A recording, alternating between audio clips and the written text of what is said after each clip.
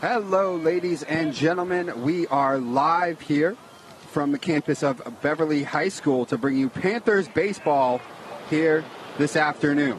Feels like springtime, not really weather-wise, but just because we got baseball back again on your television. Not quite as nice a day as the Red Sox home opener was, but Dominic Lorenzano alongside Rich Francis and Al Visnick bringing you the action today. Graham Gavin on the mound as the Panthers are taking on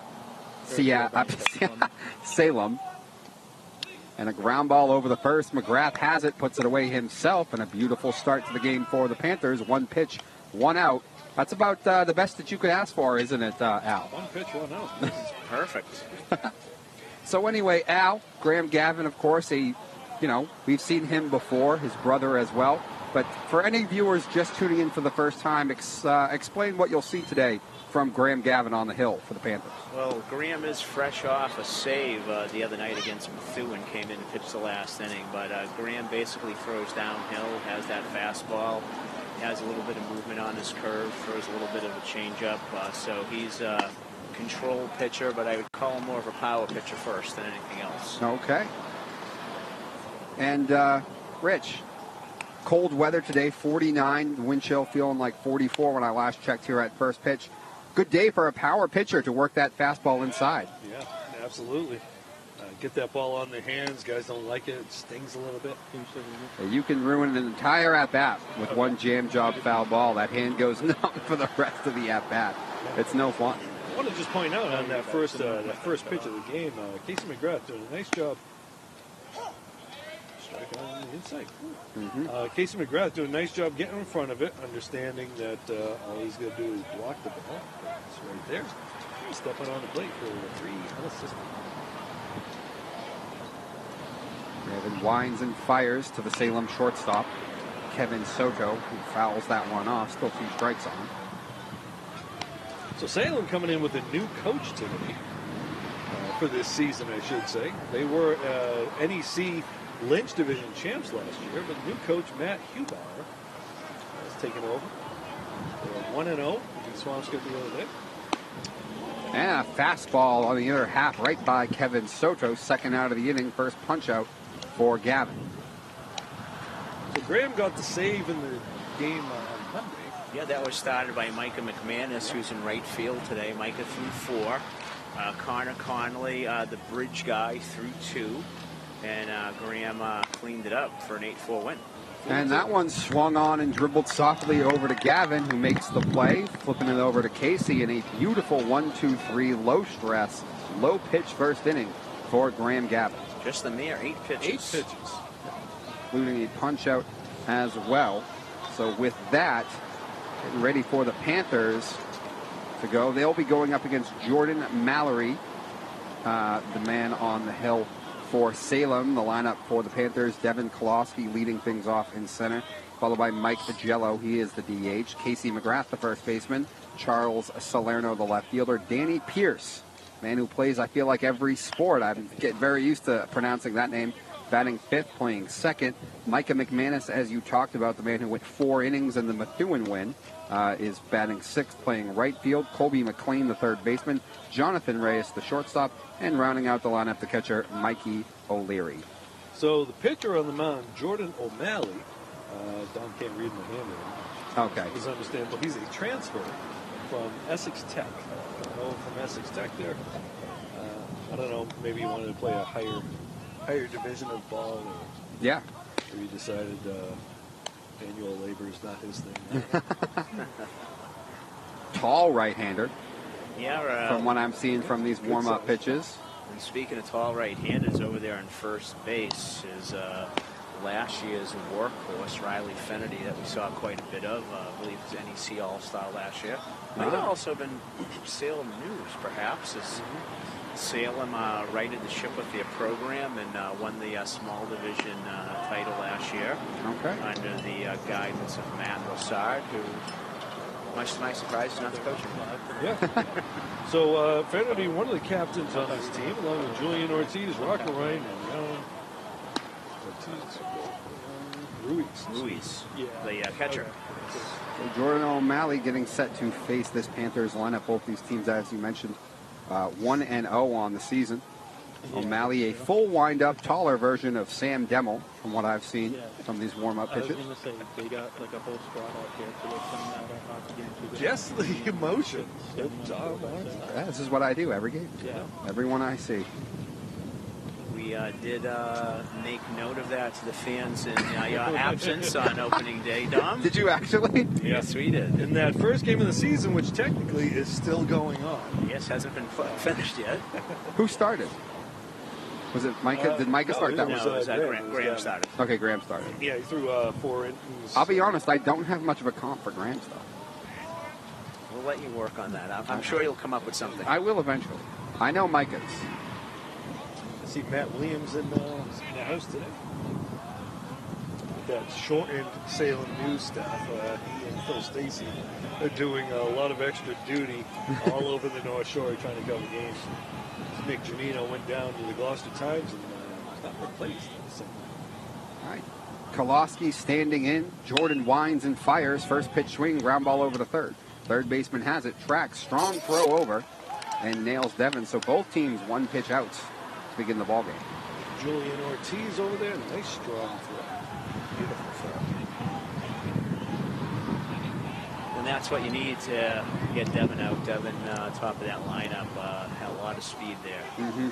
Panthers like to get him on to start a game. We know how aggressive the Panthers like to be on the base paths. Mike spits on a breaking ball there in the dirt. Yeah, Mikey Giello with a couple of hits against Methuen in the opener against Gloucester, the ongoing opener. Yep. Hit the ball hard, nothing to show for it, but squared a couple up. The everlasting streak. So that Gloucester game, by the way, will be completed, we hope, on April 27th, Saturday at 2 p.m. 2 a.m. 2 p.m. down here. And then after they finish that game, which will be picking up in the 10th inning, they'll all get on the buses and they'll drive down to Gloucester. Down to Gloucester. I heard you. I heard you. Because you said they were coming up here to finish the game. Mike swung on, high fly into center field. Center fielder going back, still going back. He was able to track it down, though, as Mike did give it a pretty good ride there. But it's the second out of the inning. So, as I was saying, they will be traveling to Gloucester to play the second game of the series. One here, one down there. And since they are both in the same division, both of those games are technically league games. Yep. Mm-hmm. They're done in the, what's the other one? Lynch. So Salem was the Lynch champion last year, and Beverly was co-champs, and they've done that. Battle of the champions. Yeah, that's okay. Oh, they got a piece of that last year? They did. Or at least according to Matt Williams' article. In the I'm sure it's right. On the camera. It was today's preview of. Yeah, It blocks it. that's pretty well studied on North Shore baseball. Yeah, absolutely. How much of it? First baseman Casey McGrath standing in ahead of the count now 1-0. And I'll be ahead 2-0. Gordon missing badly upstairs with that fastball that time. As a matter of fact, Rich, I think we could talk about that. It was the first time that they'd gone back-to-back Beverly in quite some time. Yeah, we did. Or maybe ever. Maybe it was the first time in program history that they went back-to-back. Could have been. Oh! High and tight. We're upstairs. Buzzes the tower inside on Casey, and now McGrath in the driver's seat 3-0. But he barely flinched. He was willing to take one off the noggin from ball club. Casey will do whatever it takes. Absolutely. Dad kept. Whatever it takes. I would suspect Casey having the take sign here. I'd imagine so. I think he did, and it was actually the best pitch of the at-bat, but according to home plate umpire, still did miss, For a while, huh? which it might have. There's also a lacrosse game supposedly going on here. They haven't started the game. Okay. It's not yet 5 Now the left fielder, Charles Salerno. Charlie had a couple of hits also against Methuen. And I think he Couple had a runs. hit. And he also, I think he had at least one hit against Gloucester. Yeah. I believe. That Came in and he was actually on the mound when darkness came. That's right. Ah. So, in the NEC, they allow re-entry, even if you're a pitcher. You can re-enter. So I was talking with Rory Gentile, the coach at Gloucester. So all those pitchers who played could come back into the game, even the guys who came out of it. In pitch again? Yeah. And that one in the dirt, he's not going to get him. Don't even throw it. Nope. Ruiz has to just spit on that, and McGrath will move up on the wild pitch.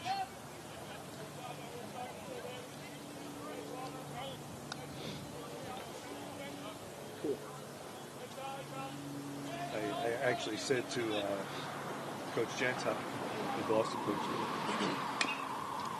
I said, yeah, you might as well just keep your pitcher down in Gloucester. Hey, Gloucester, don't bring him up to this game. Keep him down there. And he can get ready so the team show up. He's all ready to go. 2 strikes now on Solano. McGrath out there at second, potentially the first run of the game. That one's going to get by Ruiz there, and now Casey will move up to third here. And now Salem cannot afford any more miscues, balls in the dirt, or anything here. There's just enough space behind home plate that the pass ball is most likely going to score. Mm-hmm. And obviously with 2 outs, you expect them to be extremely aggressive. Charlie swung on as he buried that one in on his hand. Second baseman has it. It's going to have to hurry. And he did get him in the end. By Riley Finnerty there.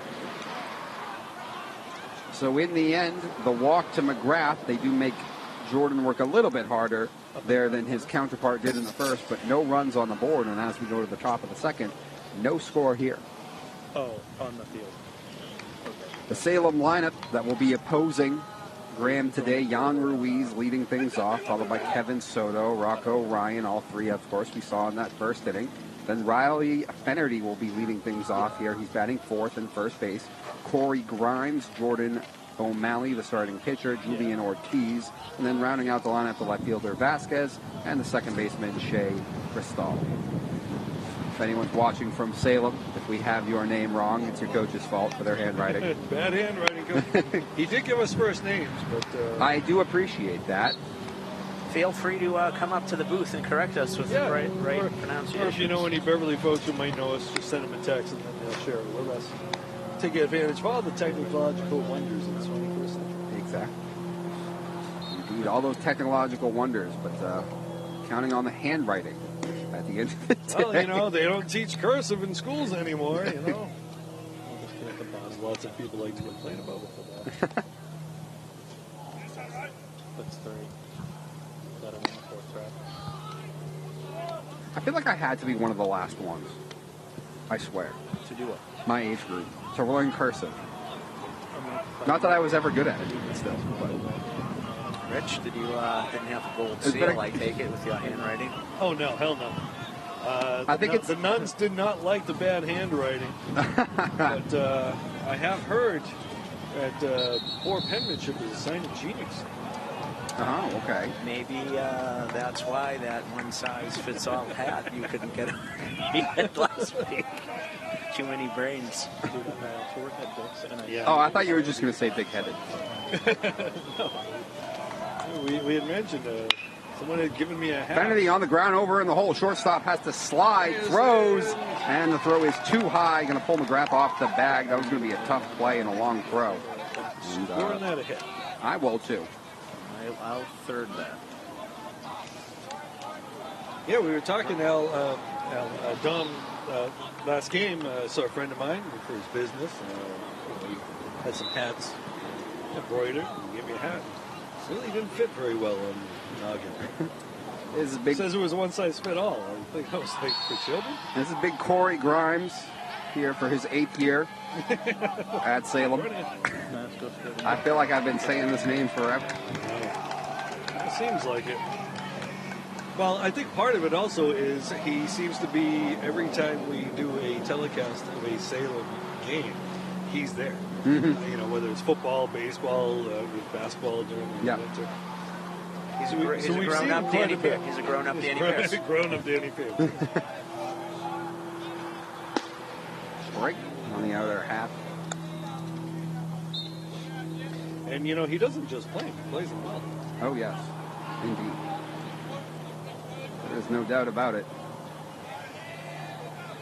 Yeah, that football team that went to the Super Bowl, who's the quarterback? Big swing and a miss as Gavin got him to chase that fastball up and away a little bit. Big year for the Salem football team. Yeah, a few of these guys played on that football team. 2 strikes now on Grimes. Go ahead run over there at second. There's no score here in this ball game after 1. Gavin missing high and away that time, though. Nice to see the scoreboard functioning this week. Yeah. Don't know who's in charge of that, but we know who's in charge of the field. That's true. It'd be Todd Russian and the boys in the DPW. Always do a great job. Big shout out to Todd and the boys. 2-2 coming, and he gets it by Corey, and a big punch out there for Gavin. Eliminating that man's ability to move up another 90 feet. Nice job painting the corners there. It's really working outside there. Speaking of Todd, Todd Sporting Goods will be selling baseball sweatshirts as a fundraiser for the team, so I'm told. We sent our messenger, Peter O'Brien, down to give him a phone number. Big Pete making his inaugural visit to us. Yeah. Nice to see him. A proud member of the Rockhounds back in the T-ball days, playing for me. Not the White Sox, but the Rockhounds. Back in the days when they named the minor league teams after minor league teams. That's right. That one on the outer half. I think the ump's given that outer half today. Yeah, it looks like it. Yeah, we'll just, if that's the pitch, the batters need to adjust if that's consistently going to be a strike. Oh, yeah. Yeah, the game last week, Graham was able to take advantage of that slightly wider home plate. Yeah, it was a liberal strike zone for sure. 1-1 coming. He's thrown 1 breaking ball and 1 fastball. See if he doubles up on the fastball here. Looks like he did. I'd say Gavin throws a very hard breaking ball. Yeah, that actually might have been his changeup. Does it change up? Okay. No, I was hard, but I think it might have been. It looked like it didn't have quite the juice on it. It's not the Monty Brewster changeup. All right, the 1-2 now to Jordan. That looked like the slider. I don't know if he calls it a curveball, but Right. he throws it hard, so it looks like a slider. Al, did you pick up on the Monty Brewster? I heard it, but I don't know what it is. Richard Pryor, Brewster's Millions, played a character named Monty Brewster. He was a pitcher, minor league pitcher, who inherited $30 million. By him. Gavin, his second punch out of the inning, 3rd of the ball game. Perfect timing for both punch outs for Graham Gavin with that man out at second.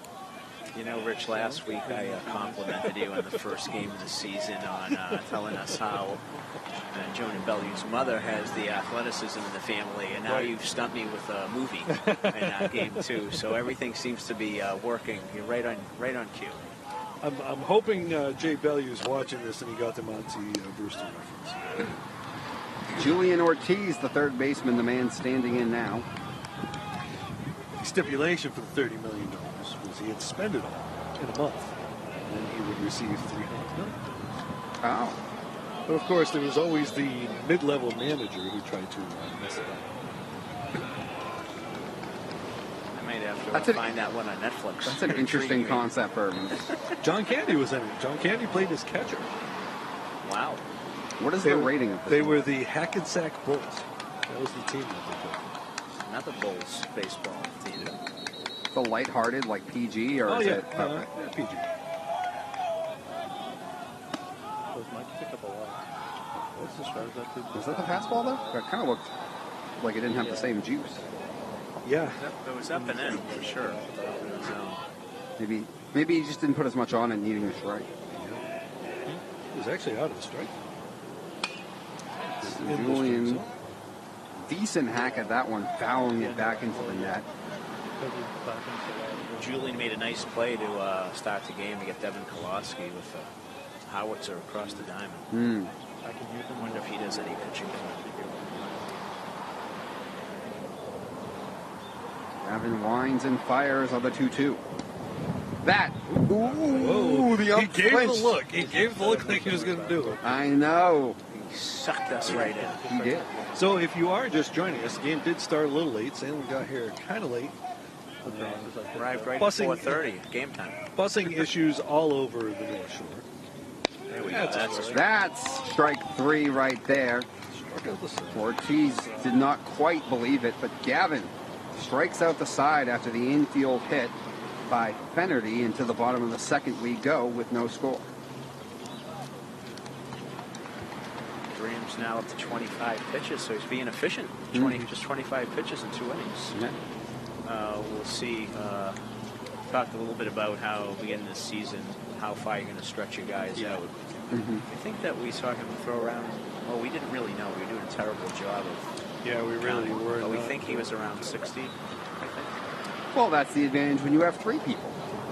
Well, and you remember to bring a scorebook or a clicker that you can No, that's it. has a box that check off the pitches. Did you not have a scorebook? Well, we didn't have a thing to tick off the pitches. Well, it was the first game. His doesn't matter. I had him at 66 last time. Okay, that's Al, you're the only that's one. around 65. Well, you're the only one who's prepared enough to have a clicker anyway. Oh, only because Well, I was. of us we were three. stumbling He's across the one. only one who's prepared enough to bring it. Yeah. I've got about 2 or 3 at home. But. Oh, okay. So if there are any Little League coaches who need a bucket of balls or some clickers or whatever, I got plenty of stuff. Give me a call. And I am serious. I still have a couple of baseballs and a couple buckets of balls.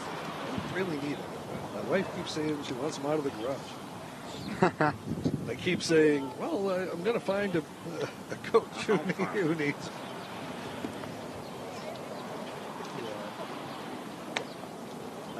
So it'll be 5, 6, and 7 here in the second to meet Jordan, Danny Pierce, McManus, and Colby McLean.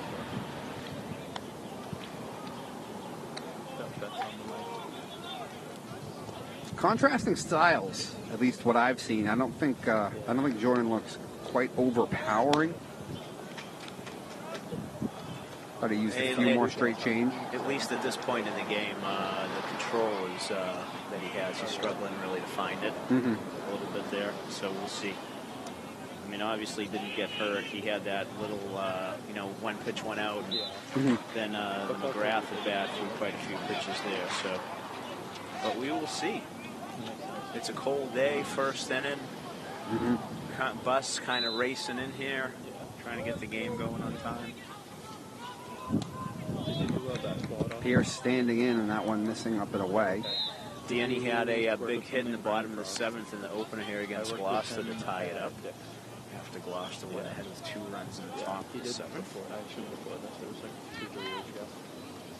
And as Dom said, three sport athlete. Played football, basketball, baseball against Corey Ryan. Yeah. And Rocco Ryan, and a few other guys. Does Rocco Ryan play basketball too? I believe he did play basketball. Okay. If I go back to the season. Yeah, that's true. Rocco Ryan, of course, the wide receiver for that great Salem team. He might have had 2, 3 touchdowns against the Panthers the last game we did. Yep. Quite the connection there, quarterback to wide receiver, Corey Grimes and Ryan. Now, Salem graduated a lot of seniors on that football team. So Yeah, they did. we would be hoping to get some revenge next year on Thanksgiving. In the meantime, Jordan, 4 straight pitches, all out of the zone. Many of them not all that close there in that at-bat to Danny. So you got Micah McManus here. And, you know, Al, as you talked about, obviously the weather, when it's like this, it's no fun to hit. But at the same time, pitching-wise, it can also cause problems. You know, all about the grip that you have on the ball, from hands a little bit cold. I haven't seen anybody blow on it, but I would think that would be allowed today with as chilly as it is. Micah, as we said earlier in the broadcast, got the win against Methuen, struck out 8 in 4 innings. He's off right away as that one misses high and inside over the head of Micah. He got himself a really nice jump on there. And the catcher really not the easiest one to throw on, as he had to jump out and throw, taking him towards the first base side. And it wasn't actually a bad throw, but there wasn't much opportunity to get the guy. No. Get that jump. Micah gets the bunt down. That's a beautiful one along the third base side. Jordan is going to have absolutely no play as Micah McManus puts down a gorgeous bunt. Dribbled right up the grass there on the third base side. And now the Panthers in business with men on the corners and nobody out. You got a Lev going up there looking for a sack and getting a hit. That ball, that was in the perfect spot. Nobody could really make a play on that. Look at first and third. And Al, what do you think? Is it going? Yes. Beverly always very aggressive on the base pass, as we've mentioned.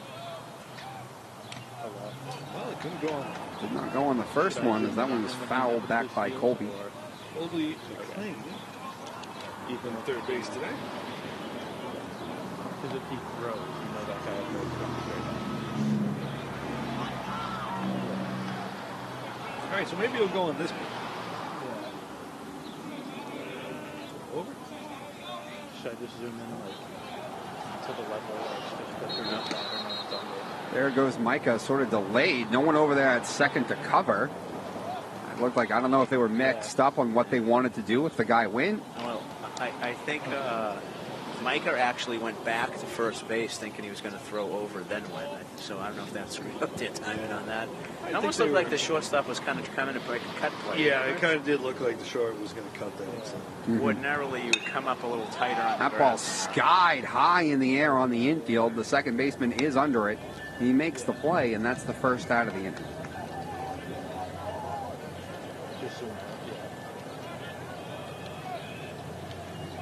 Runners are on the bags, maybe tagging up if something weird happened. Yeah. I think they've probably been working on their tagging up the past few days. J-Ray in the RBI position here. Jonathan looks like something off speed, I think. It almost broke back, I thought, but not quite. Going to home plate umpire. Infield playing kind of back and giving up good run. Except for the shortstop. And Jonathan, a wave and a miss there, and 1-1. I mean, that third baseman had been on top of the grass by the time the pitch was thrown. Definitely, though, the shortstop was way up tight. Second baseman playing further back. Push a bunt down first baseline. First baseman now coming up. Jonathan looking at that one and missing.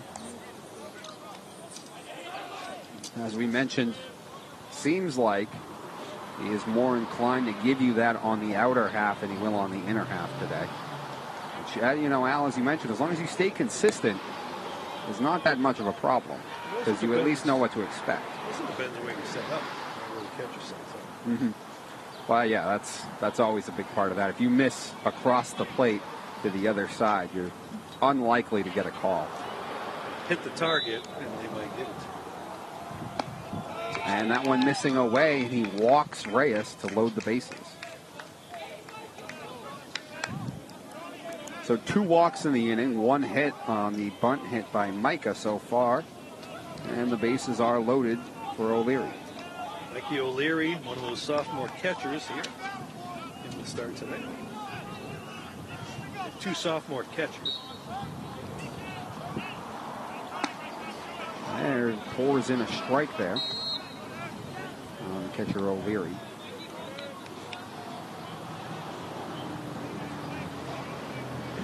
Bases loaded, you got to get something across the plate. Indeed. That one missing high. 1-1, and Jordan, of course, messing with disaster here with the bases loaded. He does at least have the number 9 man up, but problems will arise, as you say, Rich. You better get an out here, because then it's the top of the order. Mickey waving a miss.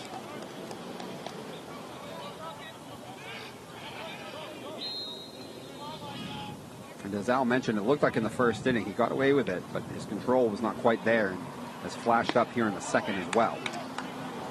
but he gets O'Leary swinging there, and that is a huge out for O'Malley. He is 1 out away from stranding the bases loaded. But you get the captain, Devin Kolaski. Yeah. Devin ready for clutch 2-out hit. I can feel it. Looked like something off speed there on the outer half. Beautiful start to the at-bat. Looks like for he has O'Malley. his control back now. A little confidence there after the It punch looks out. like right now he has better control with his off-speed stuff, actually, as he misses again with the fastball up. Yeah. The thing is, if he throws that outside pitch, Devin is pretty adept at going the other way with it. Oh, I've seen Kolaski do that plenty of times, yeah. Devin slaps it to the right side. Rich Francis has a crystal ball. Play at the plate here. Strong throw. He's going to be out. Tag, they got him. They nailed Nice down relay. the second man, but Devin Kolaski with a 2-out RBI single to at least get the scoring started. It'll be 1-0 Panthers. Beautiful job on the relay, though, as they gun down McManus at the plate to end the inning. Not only that, but that short hop the catcher, I believe, and he dug that out. and Did held a on really to it. nice job, yeah. I mean, Riley did turn around and got rid of that quickly. Credit to right field for hitting the cutoff. But let's give props to Jan Ruiz for digging that out, holding on to it, making the play. So it was a hit for Kolaski, as you said, Dom. And he gets the RBI single. And gives the Panthers the lead after 2 full. The hometown Panthers 1 and the visiting Salem Witches at 0. How many pitches did you get there, Al? I had 21 pitches for a total of 35. 52. Rich, that was absolutely perfect by Right you. on cue. Thank you, Devin. It really was, Again, as the ball's being thrown, pretty much. Well, that is something that Coach Cahill has really tried to impress upon these kids. You know, get the ball a little deeper into the zone there, go the other way, hit the ball to right for right-handed hitters, hit the ball to right field, gives the runner a better opportunity to be able to score too. So Yeah. it's a smart way of hitting. It's a good way to keep kids' hands back, and it seems we're pretty common with these guys. Al, your son Ian was really good at going that way. His power alley, was to the right side, right center field. That was the spot he always hit them. And a lot of kids like to take that ball out. Yeah, I think I've kind of mentioned before when my guys were younger, we did some hitting instruction with the legendary North Reading coach Frank Carey. And that was always, that philosophy with that, Yeah. Frank loves telling the story how he had this big power-hitting pull hitter who just wouldn't subscribe to the theory of taking it the other way and letting it get deeper. So the kid finally gets a shot, comes up to varsity, and he hits a 3-run homer just inside the left field foul pole. He sent him back down to shake hands.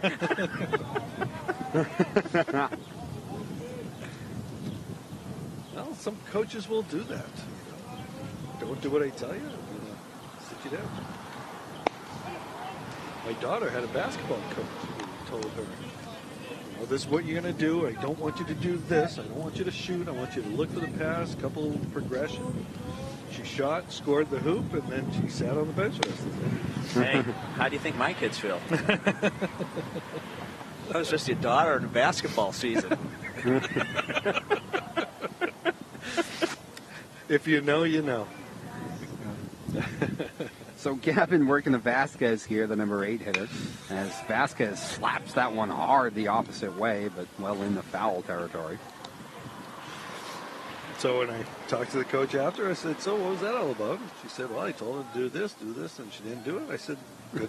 Hey, you told her what to do. She didn't do it. I'm cool with that. Of course, that was after 24 hours. Yes. 24 hours. I think that later became Swung on, slapped 48 hard in the hours. right field. The right fielder coming on, and that's in the foul territory. The 24-hour rule, which I think is every coach should adopt. For sure. Tell the parents, if you have a problem with what happened during the game or whatever, talk to me in 24 hours. Cooler heads will prevail. Sometimes it takes 48 hours, but That is a good rule. Don't go talk to the coach right after the game. Yeah. It generally is not going to work out well. No. 2 strikes here on Vasquez. Gavin, 4 punch-outs so far. And there's his 5th. High fastball, and you're just not going to catch up to that up there. No, you're not. There's never, when I played, there was never a high fastball I didn't like, but I seemed to never get to them. That's so hard to lay off. It's hard to lay out, but hard to actually hit. Yeah. Hard to lay off and hard to hit.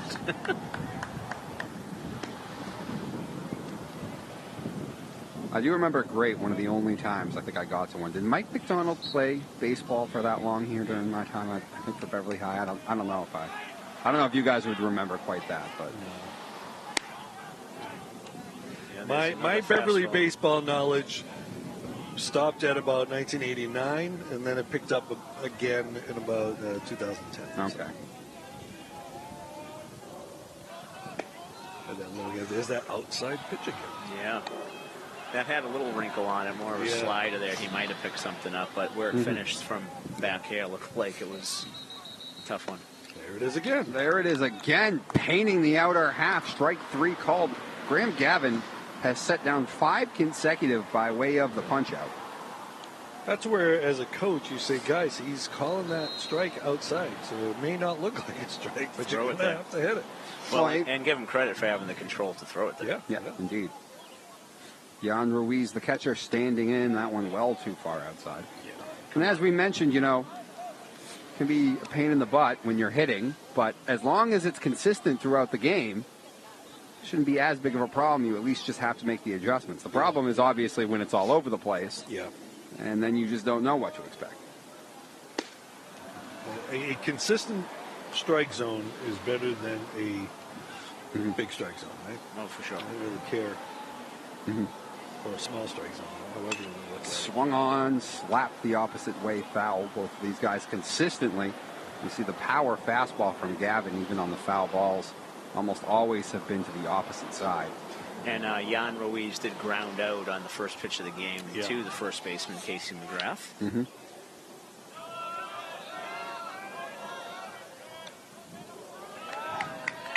At some point, we'll try to get an update on the lacrosse. What the heck? What was that? I don't know. Catcher's interference? Did he? I don't know. Doesn't have a pitch clock here. It ain't MLB. No. Well, it was 1 and 2, even if it was a pitch clock. Right. So was it catcher's interference? Yeah, Had to that's have the been, only thing yeah. I can imagine. Okay. Maybe on the ball that he fouled off, he had No. his mitt. Yeah, that's what I mean. I mean, that's Big swing and a miss there from Soto, as Gavin now having to work to Kevin Soto with Jan Ruiz on base for unknown reasons other than speculation. As we mentioned, it feels like it has to be some sort of catcher's interference. Yeah. I can't imagine any possible way it's anything else. Now, you want to explain the whole catcher's interference to those at home? well. When the batter's bat strikes the catcher's glove, he's interfering with their swing and is automatically awarded first base. And for the kids it's a dead scoring ball. at home, how do you score it? Is it an E2 or is it INT? I don't know. I think it's E. It's an E. It's an Error error on the catcher. Yep. I think if I was Graham, I'd stay upstairs here. He's got those 2 high fastballs by him. Yep. 0-2 now. Third one Catcher coming. going. Catcher coming, breaking ball down and in.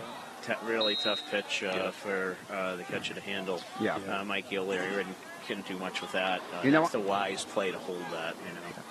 And obviously, he got the 2 upstairs by in the start. If you can go back up here with this one, I have no problem with it, changing the eye level just quickly. Go back up there.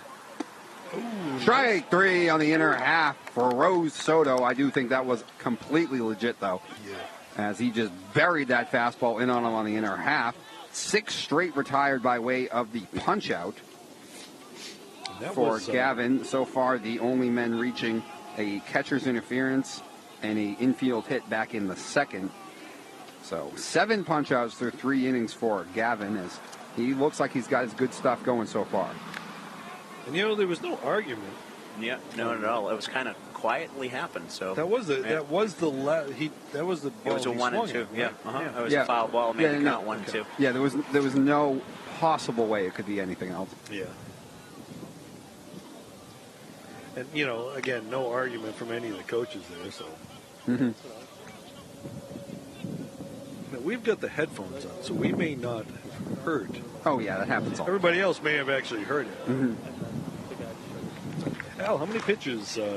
I had 18, even though he struck out 3. He got deep into counts, and he threw 3 pitches as well. So I think I got 18. Total? So 35 and 8 is 43 with my Malden High School math skills. 42.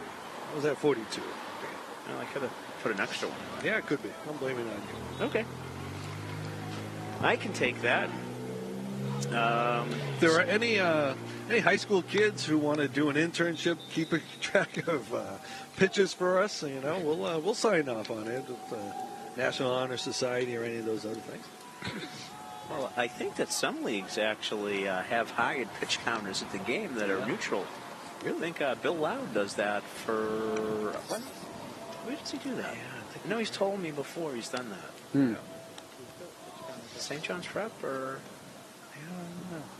Can't remember. I'll have to ask him next time I see him. What do they pay?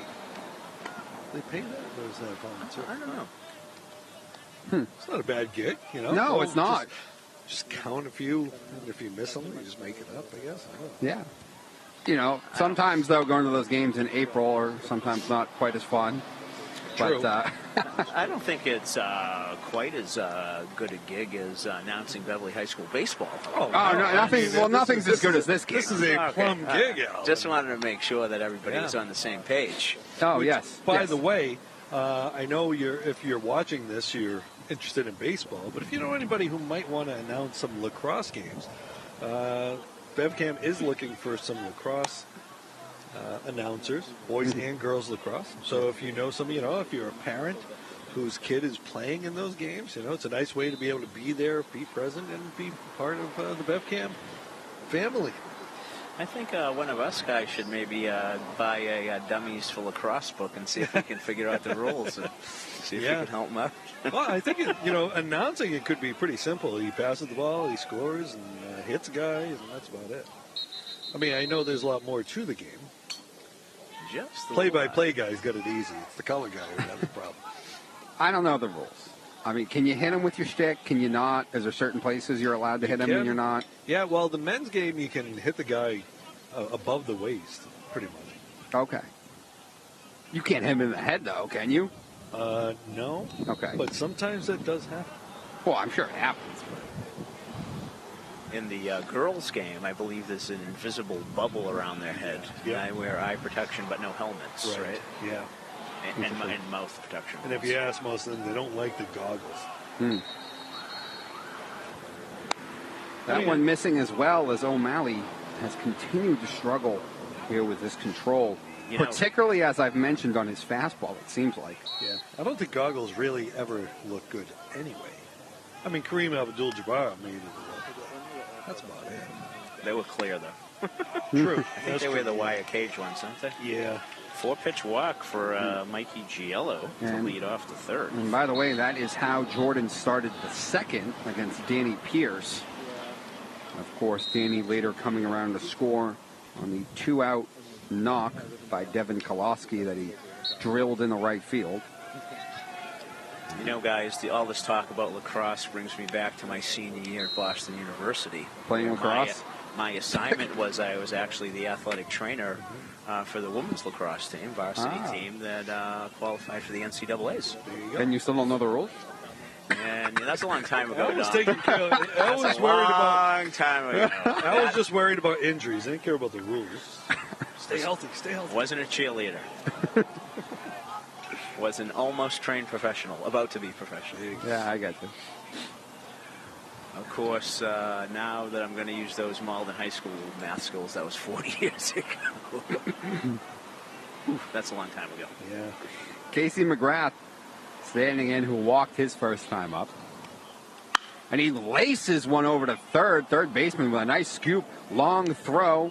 Nice play by Finnerty over there. Yeah, a nice adjustment there by Finnerty to sort of backtrack there. Opposite side of the bag that you're supposed to usually be on. But he makes the play and a nice scoop over there by the third baseman Ortiz. That's the second good play I think we've seen him make today. Yeah, absolutely.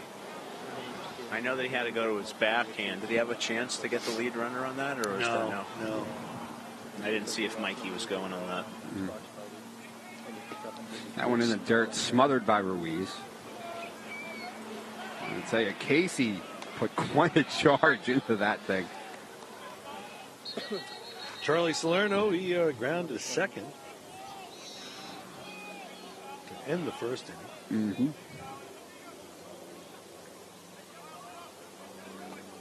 Another one in the dirt. Another one that ended up being a decent play by the defender. That time it was the first baseman, though, on a sort of low throw he was able to sort of dig out. Yeah. There he goes for third. Salerno lets it go. It's on the outer half. It's a pretty good ball to throw on. Good throw, but he got in under it. Well, he had the right-hand batter's box unobstructed, right? So there's an extra element of risk. What the read was with no look, he took off. So the jump proved to be the thing. So now Charlie needs to put it in play and see if he can get us the second run of the day. Speaking of no looking, I don't think Jordan's thrown over to any base once today. Stealing third, Al. Beverly High School. Is that a thing? It's their signature, I feel like.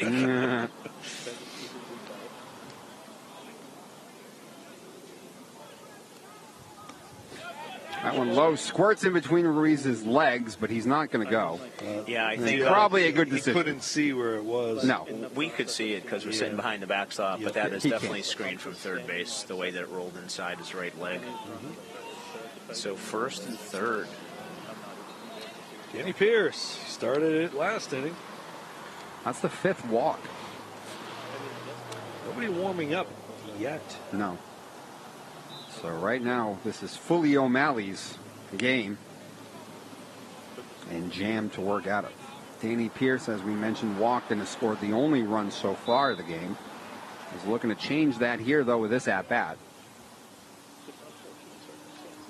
And Jordan winds and fires on a breaking ball. Throws it back to the pitcher, so they will allow him to take second.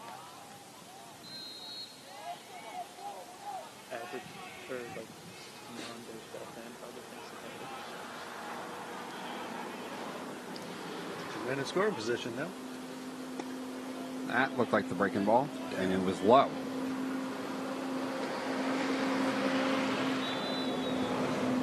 Infield's going to be playing in.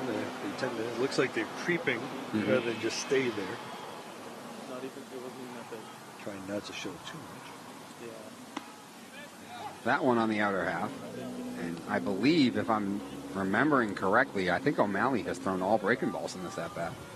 Which, again, as I've mentioned a couple of times, it looks like he's had better control so far with his off-speed stuff. That was fastball in the dirt. Yeah, and he just kind of spikes the fastball there. 3-1. Oh, is it? I thought it was 2-2. 3-1. No, 3-1. Not that I was questioning the scoreboard. The 3-1 coming to Danny Pierce. On the outer half of that breaking ball, and it'll be a full count.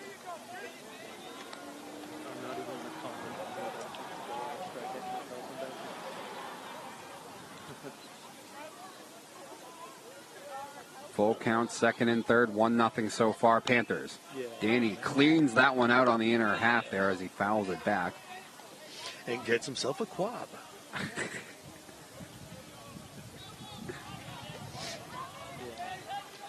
That's Dom's favorite analytic. The quab. The quab. Quality at bat. Danny lines it in the left field. And he tagging. Left fielder drops it. It was going to be a run probably no matter what, but Danny now has himself over at first. Moving up also is Charlie, and it's 2-0 Panthers. They rarely like to give errors to outfielders, but I will be ruling it. Still score that as a sacrifice? Yes. Yeah, a sacrifice and an error. Sacrifice with an error. Yeah. Sacrifice with an error and RBI for Danny. Okay, Yeah. so he doesn't get penalized for his batting average, right? No. E7, sack, E7. He still gets the RBI. And Giello gets a run. First and third again. Danny's probably going to be going on this pitch. There he goes as Micah skies one high in the air to the center fielder. He's under it. He'll throw. And someone should have cut that off, but they didn't. Now he's going to try and swipe second. He's going to, and that's another miscue right there.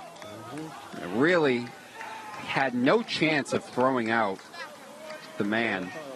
I mean, that's just far too deep. That brought in Charlie, correct? Yep. You know, Micah swung first pitch, did his job, got the ball. The outfield didn't give me time for give a shout out to his grandparents watching Philadelphia, who I would be remiss not to mention them, my #1 fans at the moment. But that spot is open if we want to have more votes for that. Okay. The ballot box is open. You know, I get a lot of grandparents watching. I know Sarah Kinney, Graham Gavin's grandmother. She likes to watch these games. And he pops that one up on the infield. Jordan and the catcher. The catcher diving out, can't get it. Is that a fair ball? ball? It is. He's going to try and score. There's no one covering home plate. So he's going to score easily. And that was an entire mess. As both O'Malley and the catcher are trying to get to that high pop-up. I get that as a hit. Heads up base running. It's got to go down as a hit. And an RBI, right? Yeah. Yep. Good base running by Danny Pierce on that, and good base coaching by John Cahill.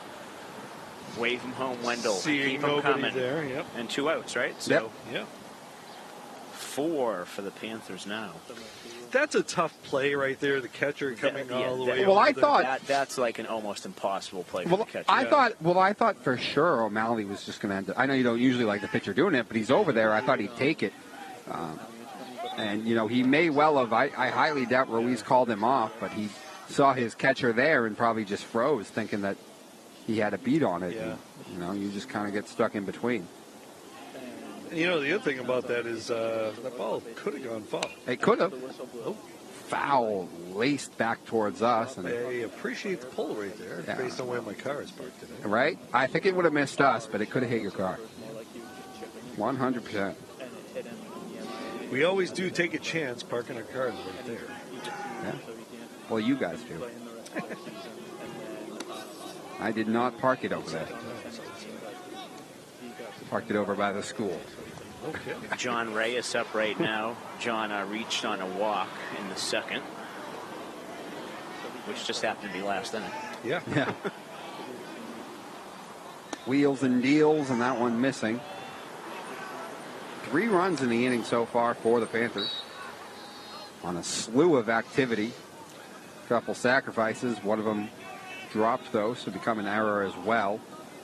We've seen a lot of different stuff this inning. Got a catcher's interference. Yeah. Jonathan fouling that one off again to the right side. Well short of the house.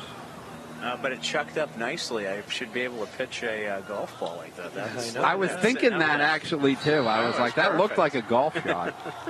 The way that thing just stuck. He's going. Jordan can just step off and throw to second. He's still going to make it. Hard slide. That throw to the opposite side of where the tag was. And so that's a steal. As I've mentioned, O'Malley has not thrown over to a base a single time. And Jonathan on the ground over there, the third baseman scoops plenty of time, makes the throw, and gets Salem out of the inning. But a crooked number. 3 men all scoring in the inning for the Panthers as we go to the top of the 4th. 4-0. Beverly. Had a 24 pitch inning there. A total of? He'll get there. 59. No? Don't you have 60? No, it was a couple short. So, of course, for new people, high school games, just 7 innings. So about halfway through now. Salem needing to make some inroads, you would think. For their sake, they will have Rocco, Ryan, Fennery, and Grimes, but Gavin has been in full control so far. Gavin, 3 innings, 1 hit allowed, 7 punch-outs. Yeah, that was a long inning there for Graham to sit. So let's see how he does in this cold coming back from it. Mm-hmm. I'm going to take responsibility for the long inning. I was just thinking how quickly the game was moving. I jinxed it. You know, baseball. No, that's not how jinx works, though, Al. If you didn't say it out loud, that's true. Thinking is not a jinx. It's a power of the mind. You have to No. say it. You have to say No. When you have a microphone in front of you, especially, thinking does not. Right, I will not have that. Like Dom likes to do with the kid at the free throw line.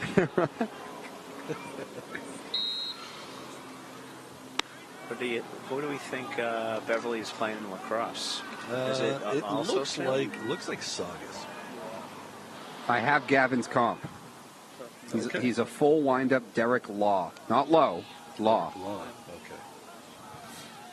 Hard-throwing right-hander from many years with the Giants. Just after the championship years, though.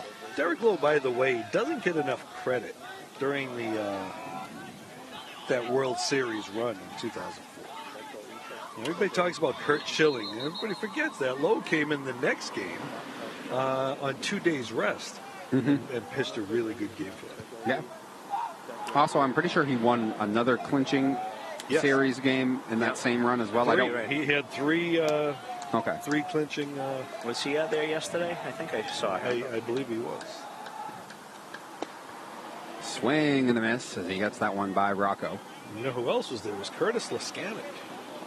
He was terrifying. Whose last major league pitch was in that World Series. He was terrifying. Oh, that one is laced high and deep in the left field. The left fielder going back. He's going back. That ball is gone. Well, he put his hand up. He put his hand up as if it bounced, but they're not signaling anything else. Rocco Ryan. The umpire called it a home run.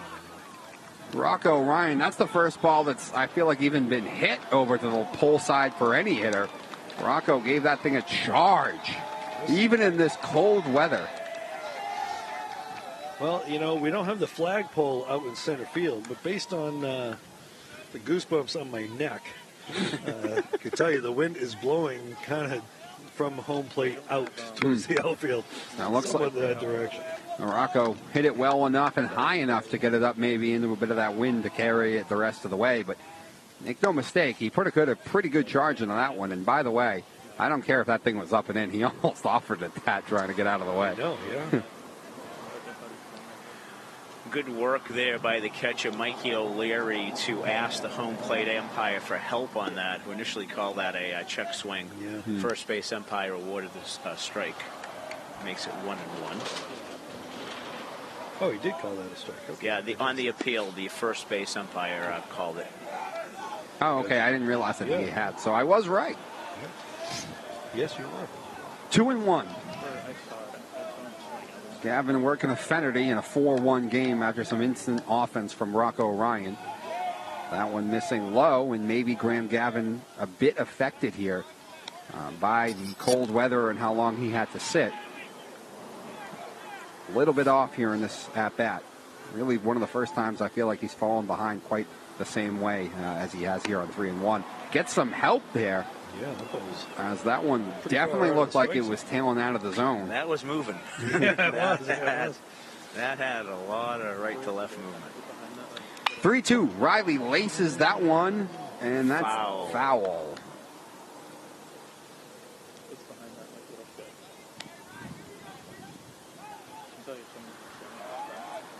This middle of the lineup so far has put together the 2 best swings pretty much of this entire game for Salem against Gavin. That one a foul ball, the other one obviously the home run. That one skied in the center field, but Devin's got a read on it. He is there for the out, and that'll be the first out of the 4th. Well, if you're a pitcher, you don't mind letting them hit the ball. If you know you get your outfielder, like Devin Kolosky, you can track that ball down. That is the first ball put in play that is recorded as an out since the first inning. It was all punch-outs for any put-outs for Gavin. Corey Grimes, he K'd his first at-bat. Corey Grimes, and he chases a high fastball there. You know, it's a cold day out, Al, and we usually talk about the long sleeves, and Grimes one of those kids who's going to be wearing the short sleeves regardless of what's going on. He kind of football, too. He reminds me of a right-handed Jim Tomei. Okay. Oh, okay. I like that. What do you think about that, Dom? I know it's not a pitching reference. Not a pitching coach? Yeah. Yeah, I'm not He was quite. 25, I think. He's wearing number 25, yeah. I'm not quite as good on the batting stances, but I like that. And I don't think he wore sleeves. No, you don't think so? No. Ever? I don't know. He played in Cleveland. He must have. Yeah, right. Yeah. A mistake Then by he the played in lake. Philly, too. Yes, he did. At the end of Cleveland it, and Philly? in the end of his career, he Yep, did. yep. Hit over 500 career home runs. He did. Is he in the Hall of Fame? I believe he is. Yes. He He hit did. He over definitely did not get in on his first go around, but Hit over 500 home runs in an era where a lot of other guys hit a lot of home runs too, with a little asterisk next to their name. yeah, Jim never really had that. No. Helps when you're just naturally big. He was a big boy. Big, strong guy, yeah, for sure. He looked like he could have been a football player. Yeah. Another big home run hitter at that time, even bigger, Adam Dunn. Yes. He was a guy who hit some mammoth home runs. He just finished playing, didn't he? Is he a not few with years anybody? ago.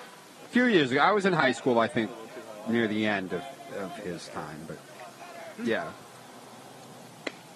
Oh, breaking ball. Wow. Way off the corner. Yeah, I think, That was the most generous one I've seen today, but I think, I will take it. I think Corey has a little beef there. Yeah. Adam Dunn. Although, props to him. Frustrating call like that. It's hard not to bark, but he just walked away. Well, Corey, you're just going to have to get an oar next time. Yeah. Mentioned Adam Dunn. He was a Dave Kingman kind of guy. Either home run or a strikeout.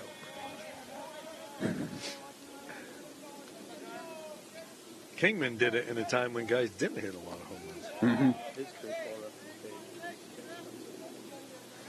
I think Adam was sort of the end of the steroid thing, though. Yeah. I'm sure he overlapped a little bit, but I think a lot of his career was sort of after that. So Yeah, that's true. he was easily one of the premier home run hitters in the entire game then when he played, whereas Tomey was competing with some other guys. Yeah. Sosa and McGuire, right? Mm-hmm. They were playing there, Bonds. Low that time. 3-1. There's Gavin going to the hand. As you mentioned, clearly going to be allowed today with the weather. Started at 49 degrees, 44 wind chill at least when I looked at my weather app to start the day. I'm sure it's dropped even further since first pitch. The 3-2 to Gavin's counterpart, Jordan O'Malley. And O'Malley laces that one foul straight back, and at the very least will make Graham throw one more pitch in the inning.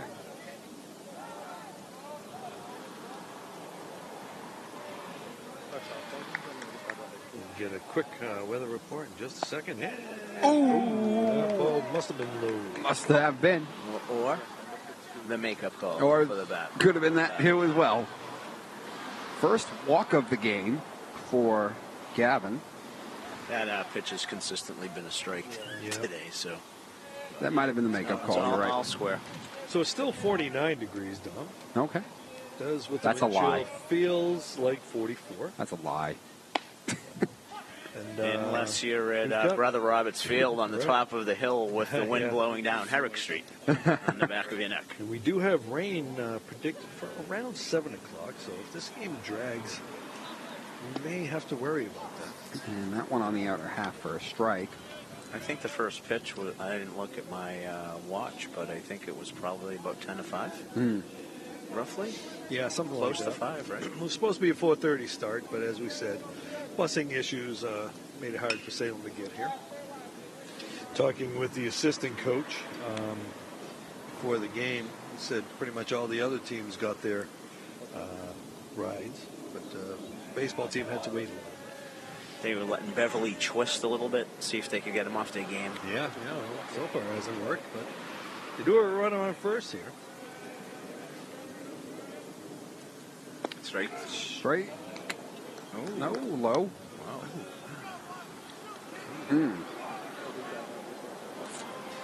Graham's up over 60 pitches now. And Gavin's had to work a little bit more here. Happens when you face that middle of the lineup. That one is a called strike 3 on the outer half. That's the 9th punch out for Graham Gavin. But his first blemish so far as the game is Rocco Ryan put a charge into a ball for some instant offense, the solo home run. And we will go to the bottom of the 4th with the Panthers in front 4-1 over the Witches of Salem. Hit him at 70. What do you have, Rich? Sure. Oh, well, thank you. 70's over 60, so. Let's see. I got a 27 and 18. I got 27 for that inning. That makes it 45. 45 and 17 is 62. Yep. Plus 8 is 70. There you go. You got to keep those math skills going. Yeah. Fun with math here at Beverly High School. Well, it helps keep the brain active and Indeed. brain elasticity. Yeah. I think Mikey O'Leary's going to lead off, guys. Is that He what is. you have in your book? It is Beverly exactly. catcher. Yeah. Yeah. It'll be 9, 1, and 2, O'Leary, Koloski, and Jello.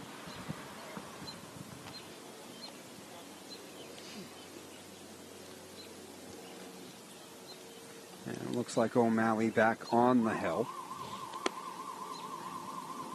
So far, we have not seen a single person warming up in the Salem pen, which makes you believe whoever is going to be the replacement might be just playing the field right now.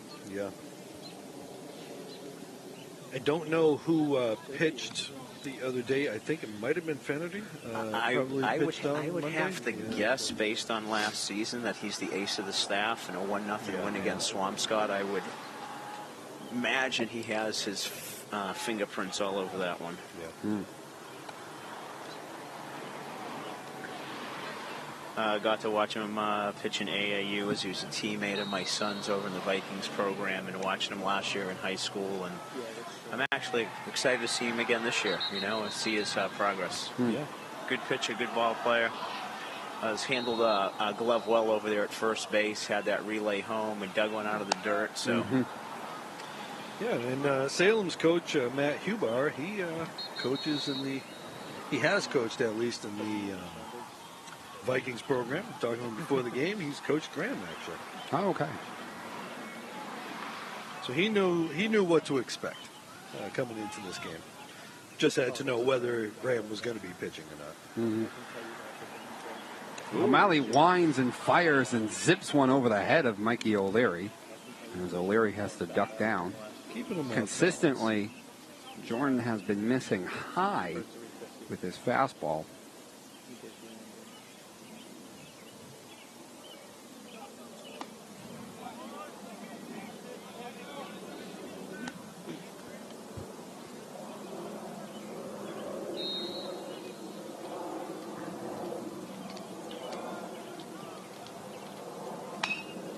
High pop up. That was trouble last time. O'Malley's going to make the call on that one. Yeah, O'Malley, and he can't get it. Can't get it.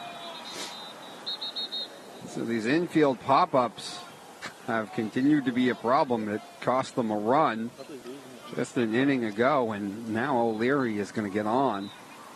As unable to ring that one in was Jordan. I will say that is a very difficult play. That high fly ball right above you. Well, we could question about the person himself who's had to play both pop-ups. Maybe not the person at fault. It's been the communication that has been the issue.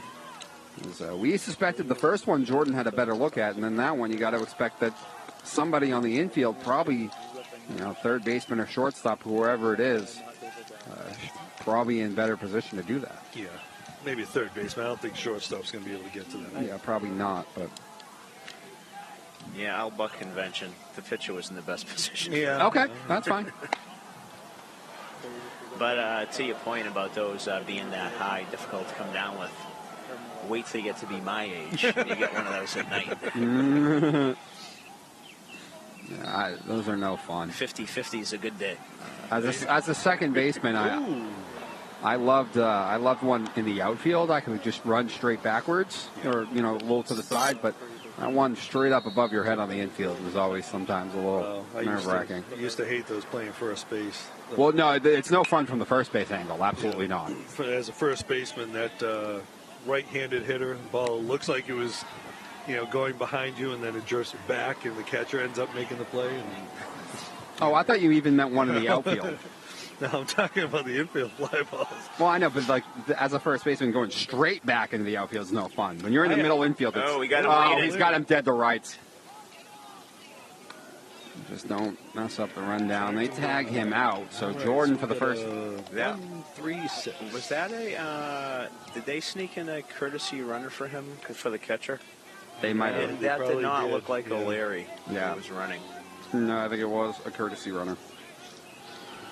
Actually, I didn't mind turning and running and catching those basket catches. Yeah, I used to actually practice those a lot. Okay. I used to practice them a lot. I only actually did it probably twice in my career. When I should have been working. I know nothing of that. When I should have been working on those infield flies. Again, I don't know anything about that. I was never at any point big enough to play the corner positions. If that stays fair. No, it doesn't. There's no way he's getting thrown out there. Oh, no. Absolutely not. In my case, Dom, it was because I was left-handed. No, that makes sense, too. So my Little League coach was left-handed first baseman, said, here, first baseman's glove. Learn how to play. All right. So 1-2 on Devin. Devin, the RBI single in the second that began the scoring. Ooh, inside there on Kowalski. Rich, would those Little League days of yours that you're referring to have been down in Gloucester? Down in Gloucester, yes. You betcha. You betcha. Finest kind. Now, we all talk about our math skills, but which are pretty good, but apparently our geography skills are just not that great up here in the booth. I'm not going to say anything.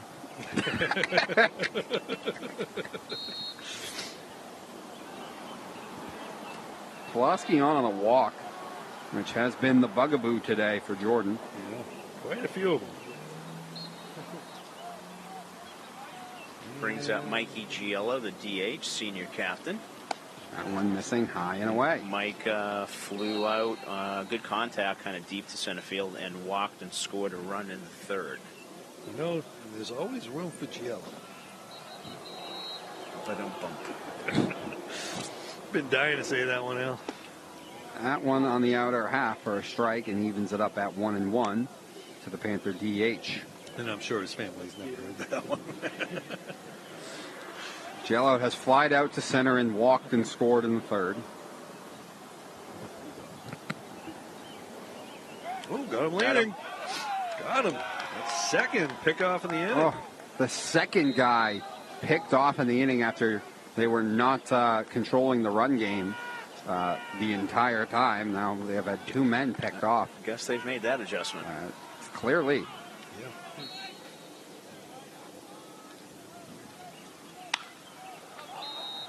That one high fly in the center. Center fielder drifting over underneath it makes the catch. And that will end the fourth inning. So two men reach base. One on an error, one on a walk. Both erased on the base paths, though, with pickoffs. And we will go to the fifth. 4-1 still the score. The Panthers in front. So, we had mentioned the weather and, that it might rain and everything. We are now official. It's an official game now. Okay. I wasn't even thinking of that. But you are right. 4.5, right? So it's not an official game yet. You got to get to 4.5. Oh, so he has to get through the top of the fifth. Okay. I believe so, yeah. Okay. Well, that brings us to last year's Andover game when they were late getting here, and the game had darkness and rain, or a storm moved in. Yeah. But they came back to play it despite it being official and there being a leader, right? Yeah, I don't know. Still don't know what happened with that one. I know that Coach Cahill gave us an explanation, but I can't remember it. Yeah. Was it because of the rankings or something, I think it was? It was a later in the season game. Rankings were involved. Yeah, but What's that matter? Yeah, I know. Why do you have special rules? Let's go to the UConn-Iowa women's basketball game. Okay, it was a foul, but you don't call it then. Mm-hmm. Okay, so if it didn't matter in the rankings, it's an official game. Yeah. I think, speaking of that basketball game, we yell at umpires and referees for not making the call. And then when they do, we say, Why well, not at that time. You're not supposed to do it, That's right. You want the consistency, and then you're like, well, what do you call it there for? Well, but I thought Paige Beckers had a good response to that. Absolutely. One play didn't lose the game. All class. She said, I made a number of turnovers, and things like that. Yeah, what lost them the game is when they brought the girl to the free throw line. She missed it, and they didn't get their own rebound. They didn't get the yes. Right. Yeah. Yep. That's a point well taken. That was really. If you want to look at plays, that was absolutely. Yeah, you have the numbers advantage on that, and she does exactly what you wanted. Misses the free throw, and you just mess up on your box out. All right, so we do see someone warming up over there. I believe it's Corey Grimes, but I can't tell. Okay. That's a strike. Big wave and a miss there from Vasquez. 8, 9, and 1 will be those to greet Gavin here in the fifth. Vasquez, Cristal, and back to the top of the lineup in Jan Ruiz. That one in for a strike as well. Yeah, Ortiz ended the last inning with the strikeout. I missed something along the way. That's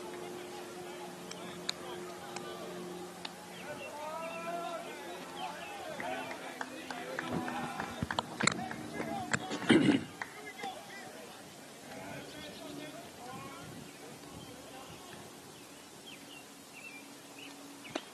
Strike 3 on the outer half. Looked like the slider there caught him looking. Geez, I'd like to go back. Double-digit punts outs for Gavin. And see how many of those call third strikes from that outside corner. I know. Because how many he has looking? 10. I would actually venture a guess that all those caught looking. He has 5 caught looking, I think, just real quick, and I think probably all 5 of them were in that same spot. Yeah, I would say every one of them. Fastball up to Cristal, who Shea goes chasing and does not find it. Again, as we had mentioned before, if you're watching at home and you think we're mispronouncing it, where it's based on handwriting. And the fact that it was the bottom of the triplicate carbon paper that we were doing. Press down hard. You're making multiple copies. Never hurts to make a printed copy. No. Rich, do you actually remember carbons?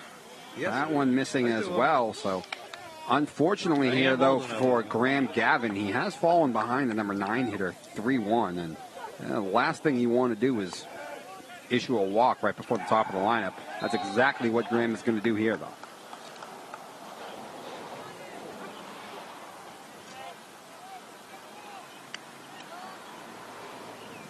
And we're going to see Coach Malaya come up. Talk to him. And that's Coach Cahill, I think. Cahill? I think so, yeah. Is he giving him the hook? No. Let's see. He's what was he at for pitches? 60 going in, we said, right? 70. 70. So got him at 79. I'm not actually sure the schedule the rest of the week, where the cutoffs are. Yeah, he did pitch an inning on Monday, I believe it was. Does that reset because of the rest day? It was only an inning, so. Yeah, he struck out 2. I know that. All right, so we're back at the top of the order with Jan Ruiz. The catcher, Jan Ruiz, 0 for 2 today. Well, actually, he reached on the interference. I'm sorry. He was the one who reached on the interference. There he goes. That one is not going to get there nearly in time, and it's a stolen base for Shea. But ahead of Ruiz, 0-1. Yep.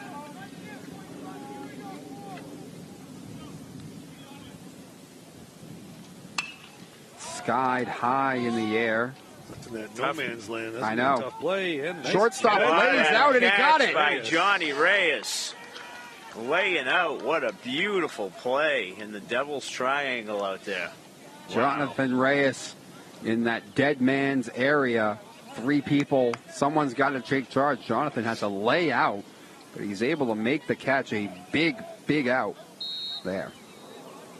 So now there's 2 away with that man at second, and Kevin Soto 0 for 2 with 2 punch-outs. Stands in. Soto, big wave and a miss, a fastball there. Soto, one of the only lefties on the team. He does have the 2 Ks, both swinging. So he hasn't been penalized by the wide strike zone. Nope. You can put a big star next to that last out.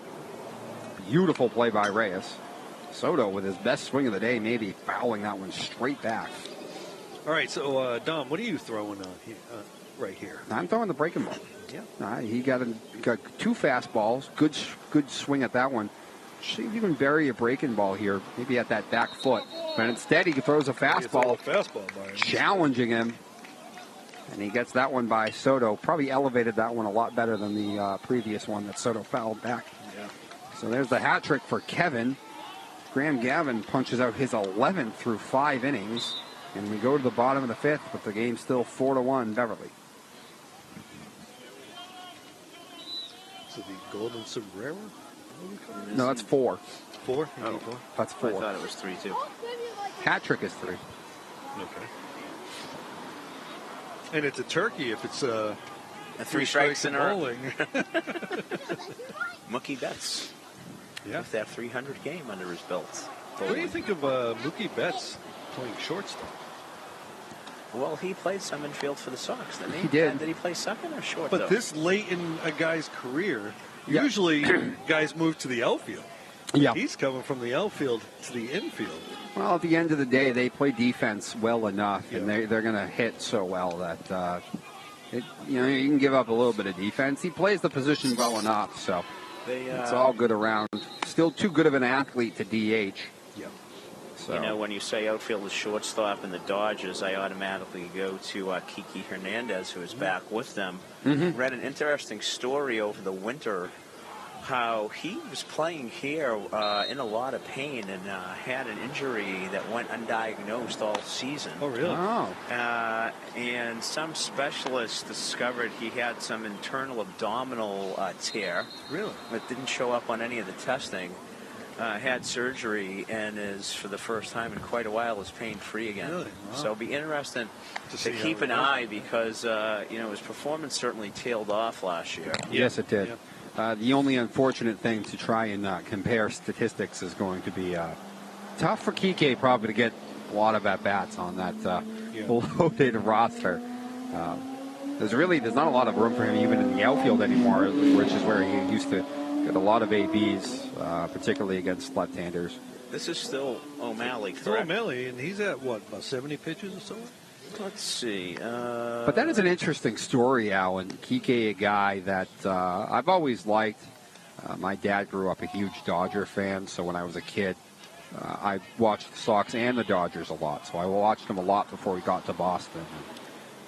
Sort of seemed like a good guy, cared about winning, did whatever was needed, played any position at any day as a drop of a hat. Shortstop, center field, utility guy, right? So Came up with some big hits in playoffs. yes, he did. By the way. You got to have an American League and a National League team, right? I mean, Yeah, but right. I got the Sox, and I have the Diamondbacks actually as mine in the National League. I was a San Francisco Giants fan. Okay. We really like the NL West, it seems here. Yeah, I was a Boston Braves fan. There you go.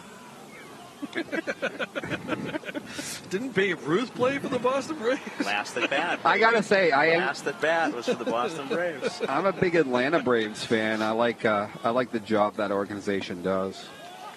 Probably, other than maybe the Pirates Stadium, the most gorgeous park that I have been to. Really? They got the bars and the restaurants in the park too when you walk in, so it's so convenient. But it is a gorgeous How stadium. are the prices? Pretty good for such a successful, good team in a big city. They're actually pretty decent prices. And they've had some local flavor over the years. Tommy Glavine. Yeah, Tommy Glavine, Pete Smith. Pete Smith from Burlington. Kevin McGlinchey from Malden. Matt Murray played with them at one point from Swampscott. Mm-hmm. Matt Murray was involved in the Jeff Reardon trade. Strike 3 as that breaking ball nips the outside corner. And down looking is McGrath. And the Red Sox traded Jeff Reardon to the Braves. And he came to the Sox from the Matt Twins. Murray Reardon came, from the Twins. I think he signed as a free agent. But he had his resume was built with the Twinkies, wasn't it? Yeah. The Twinkies. Laced gonna the drop opposite down way. That's going to get down. He's circling around. The grass really dead in that thing, so he's going to get in the second base, and he's going to get in there easily. It's a good base run right I think the left fielder expected that ball to go a little bit further, but it seemed like it really died as it hit the ground. Charlie Salerno. And he had to sort of end up doing sort of a U to come around and get it, and that allowed Salerno to take second base. Who's coaching first base over there? Because he had a great read on that. You sent him. I can't see who's. Yeah, you can see him. You're obscured by the shed there. It's I think it's Coach Malaya actually. Ooh, oh Danny, Gonna lay off that one. But Charlie came out of the box and he was thinking right away. Yeah. Danny Pierce has scored twice today and has an RBI. Looks like we may be having a battery issue. Charles Salerno, his first hit of the day, his second time on base as he walked and scored back in the third. Now finds himself in scoring position once again, this time with one out. So the pitcher and catcher aren't communicating well? Is it a battery issue? No, Al, I'm talking about technology there, kid. It's a baseball game. I do get your point. I appreciate that. I do appreciate that. I wonder how many of our viewers at home know that the pitcher and catcher are referred to as the battery. Do we know why that is, Al? Do we know why? I assume they power the team. Oh, Danny puts a charge into that one, but the center fielder is going to track that thing down. That thing hung up longer than I really expected it was going to. Yeah, Rocco Ryan's got pretty good speed. He's going to get to that anyway, but it did hang up there quite a bit. F8 there for Rocco Ryan. That is the first recorded AB for Danny Pierce in this game, despite scoring twice and having an RBI. Right, walk and a sacrifice. Yeah.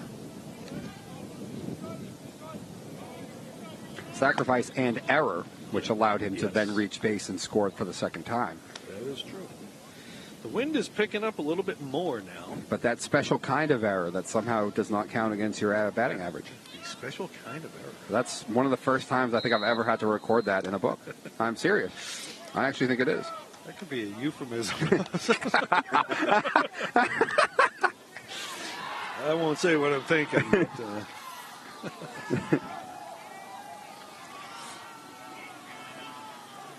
we'll talk about it after the game when it makes it up. And that one swung on. That's going to be a tough one. First baseman has it, flips over to Jordan, Threw it away. And he throws it away. Jordan moving the opposite way from where the ball was coming from. Michael will move to second. Tough play. Do you give that a hit and the run scores on the error, or do you go straight error on that? I'm going to go straight error. Yeah, I'm thinking straight. E3? It's a tough play, but they had made. enough time that if it's a bit more bang-bang, I think I'd give it a hit, but they had enough time that to complete that. Excellent job of getting to that ball. Riley had a range far to his right on that. Mm-hmm. Because he was so far to his right, he was thrown across his body to try to get it there. And, the reality is that if he doesn't get to that, the run's going to score. Anyway, with 2 outs for sure. Mm-hmm. I actually thought that ball was going to get through and find the outfield. Yeah, I did too. Initially, I initially did as well. I thought that he had perfectly split that hole. But a good job by the first baseman to get to it. But obviously the second part of that difficult play is what went awry. And that one popped up on the infield. Fly. It's going to be problematic, and he gets it. That's a nice catch by the catcher. He ran by the first baseman on that. I know. Ruiz covering some serious ground, actually, out of his crouch position to get that one to put an end to the fifth, but another run coming in to score. Salerno doubling coming through after the error and the Mike McManus at bat. And with that, we will go to the top of the sixth, 5-1. Panthers in front. And it is now an official game. Mm-hmm. Looks like we have Charlie Salerno on the mound. Okay. Did he pitch at all for the varsity last year? No, he's a freshman outfielder who last year. That's what I thought. Threw any. And he has a very interesting delivery. Charlie looking for the Goose Gossage save. A couple innings. Potentially. They did him. He's not going to have it easy, by the way, though, to start this at all, as he will have to face 3, 4, and 5. Rocco Ryan, Ryland Fennerty, and Corey Grimes. Ryan and Fennerty have had the 2 hardest hit balls that I have seen by any of the Witches hitters so far. Obviously, Rocco's being the solo home run, which is their only score of the game.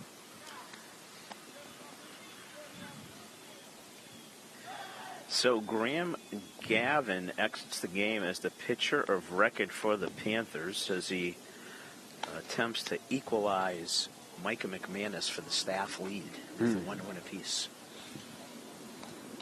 All right. Have you guys seen Charlie pitch before or no? He was finished on the mound. He pitched the 9th and was starting the 10th against Gloucester. So what will we see from Charles? I think it was mostly fastballs, wasn't it? Okay. Yeah, he's kind of a power pitcher. Okay.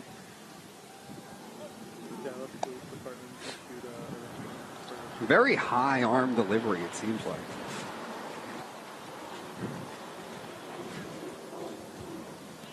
Tall, lanky kid, you know. That's his father's fault, I think. Yeah. He really comes pretty over the top, though. Yeah. Yep. Like almost 12 o'clock. Well, you know, there's been a lot of talk recently about all the injuries in Major League Baseball.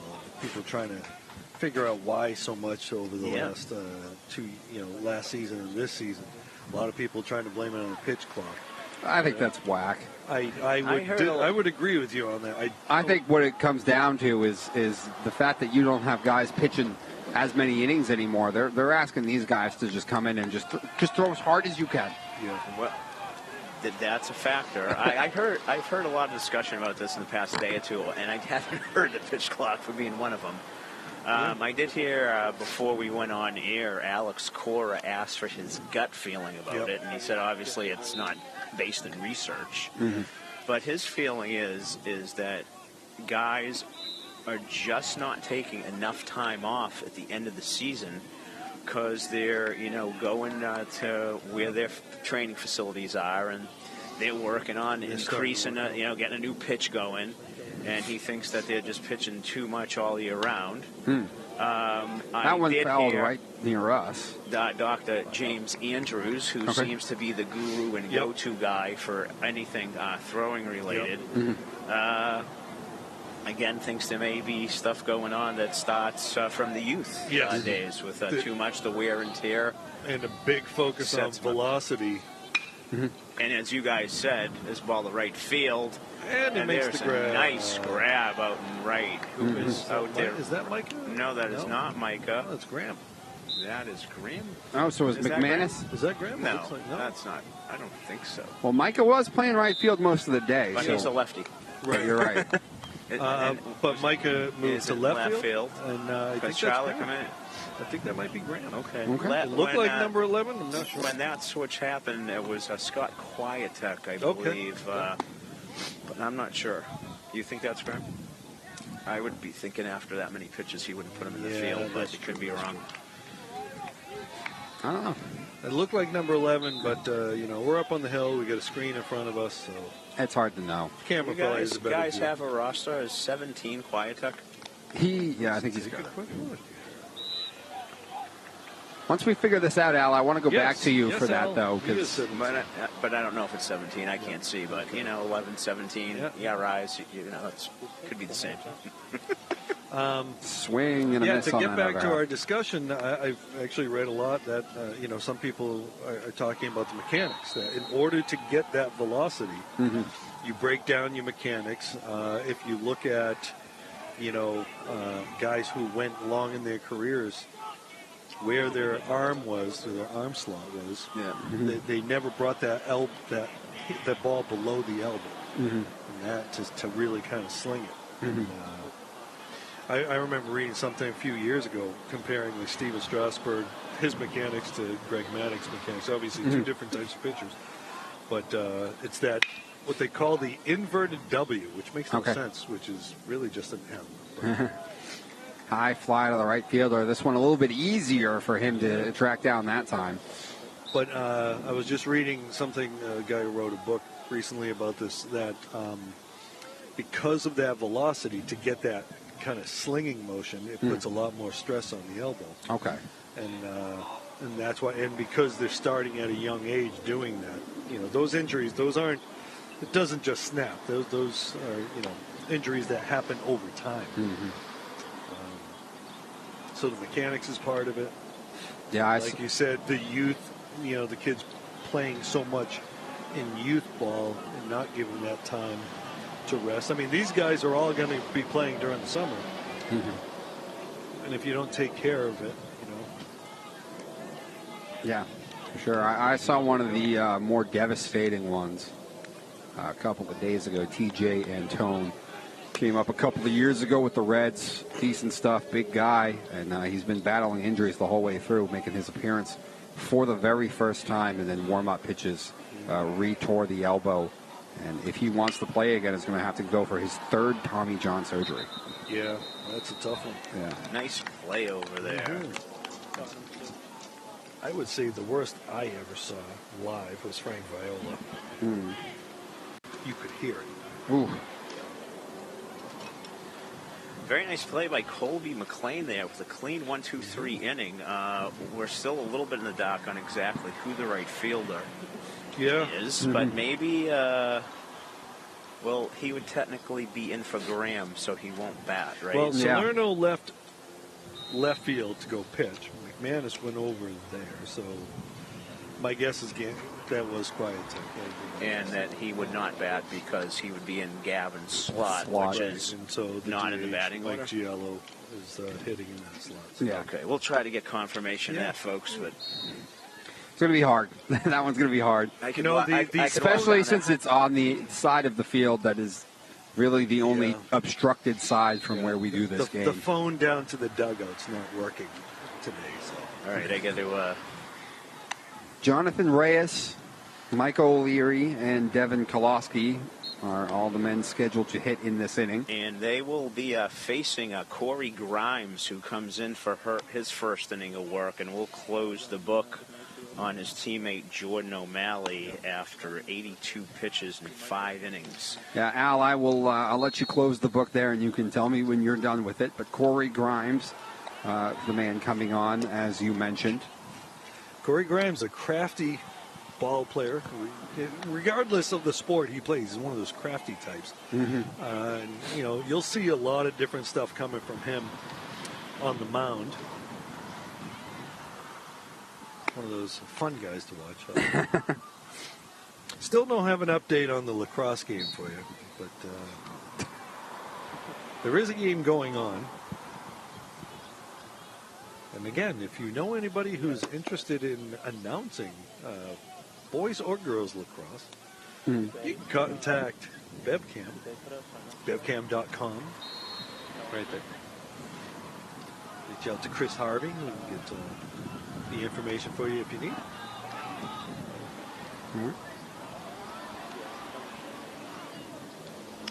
The National Sport of Canada, lacrosse. Is it? Yes. Wait, what? It's the National Sport of Canada. Yeah. Why wouldn't it be hockey? Because hockey did not originate. Ice hockey did not originate in Canada. Oh, okay. That is different. Yeah. The Canadians just got really good at it. Mm.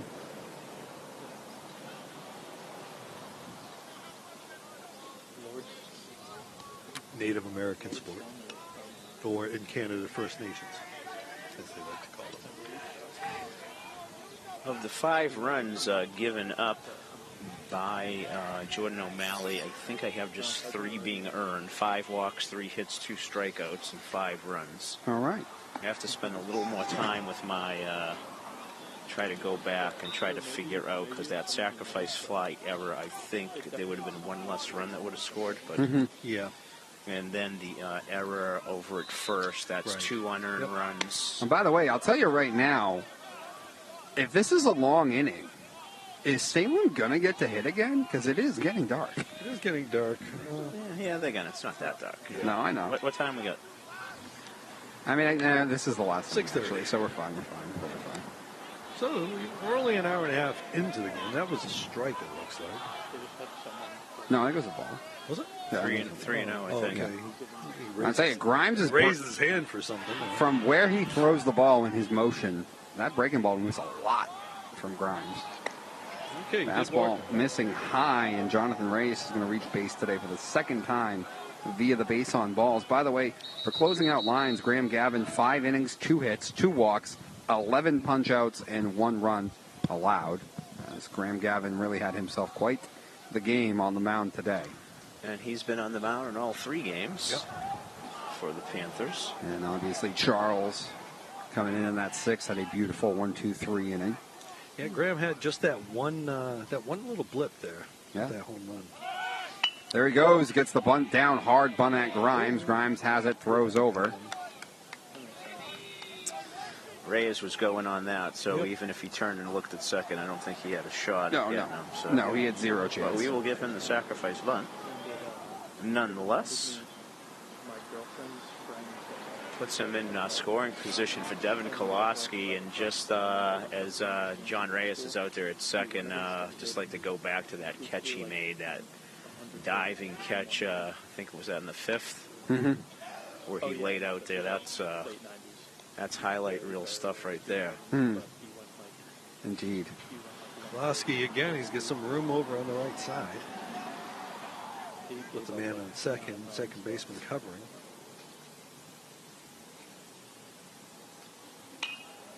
Devin trying to shoot that ball the other way, and he's going to shoot it off the house. He's tuned into Rich's commentary. He's going to try to go in that 3-4 hole again. Well, you know, it's fun. I mean, I'm looking over there. I'm like, you have to hit it in that direction, don't you? Well, you know, with the way Grimes throws too, I feel like you really gotta stay on the ball. Very, very easy to pull off that breaking ball. There he goes for third.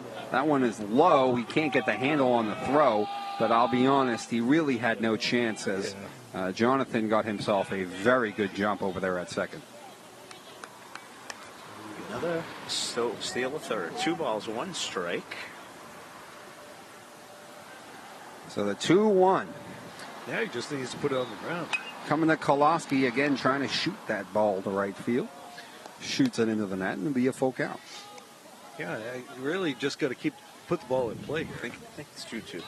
Yeah, 2-2. Oh, it is 2-2. You're right. 2-2.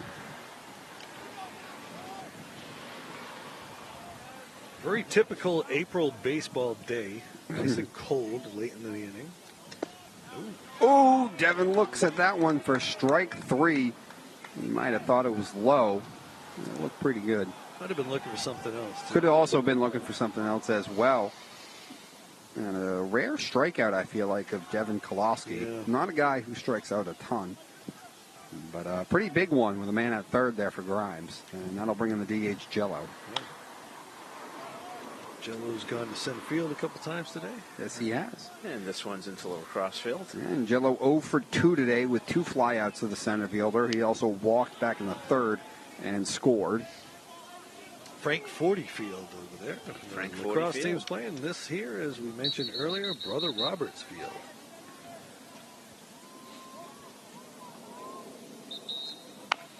And that one beat into Slow the ground. roller. Slow Could be roller. trouble. Grimes has it. Flips over to first. Got him, and that will end the inning. So Grimes able to work around that leadoff walk. We will go to the 7th now. Panthers needing these last 3 outs to put together the second win of the year and improve their record to 2-0 as they go here into the last inning, up 5-1 on the Salem Witches. Yesterday, you had the opportunity to shoot down to Gordon. I think I was telling you guys before we went on air, Gordon College played against Suffolk University. Seeing Sam Armbruster, captain here 2 years ago, playing over at second base for Suffolk University, and I guess he kind of switches over to third later in the games, plays both positions. And I'll say he's always been a pretty 280. versatile player. Yeah, he's never really been a corner infielder, No. though, but looks good at second base. When you're And an here athlete- comes the there master he of is. disaster, Jack Dean. Jack Dean in the royalty. house. I don't know. Hope your leg's not cold.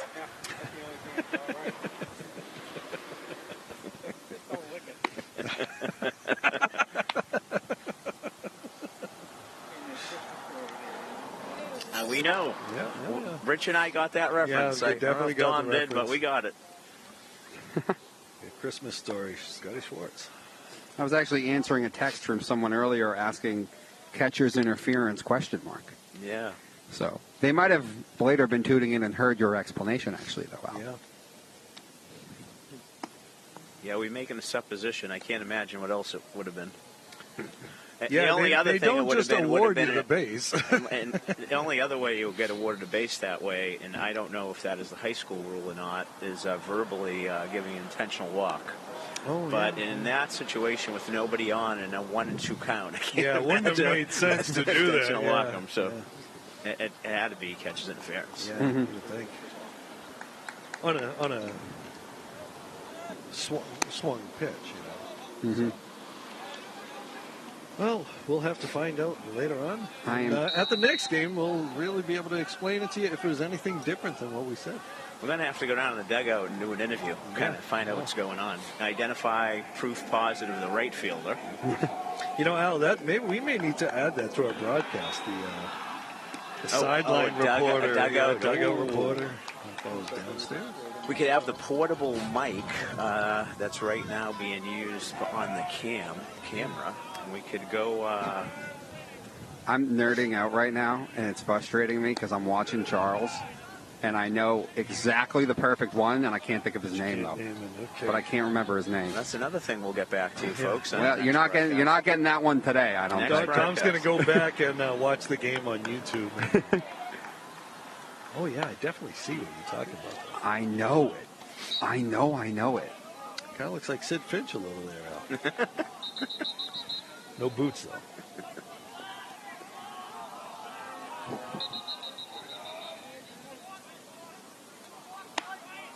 Strike on the outer half. Charles working in his second inning out of the bullpen. That sixth inning went 1-2-3 with a couple of flyouts to the right fielder and a ground out to McLean over at third. I can't see. Is this still Jordan O'Malley hitting in this spot? Or not? It does not look like I didn't think so either. And Charles, whoever it was, puts him away by way of the K. And a beautiful start to this last inning for Salerno and the Panthers. We'll find out who that was. Did you happen to catch the number on that? I did not. I was too busy thinking in my head about middle relief pitchers. Yeah, I'll tell you the with truth. that similar. We have a very short bench. It's a very short bench. It was 2 digits. And there's 17.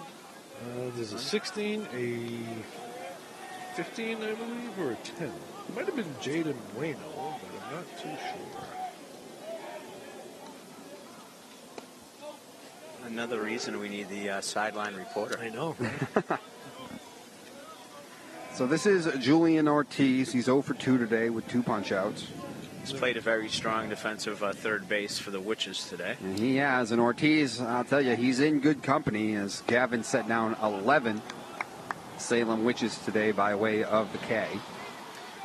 The only reason I said it could have been Jaden Bueno because that's the only name I could read on the slip that I had. So back to the penmanship and the carbon copy. Yeah, you got to bear it down, Coach.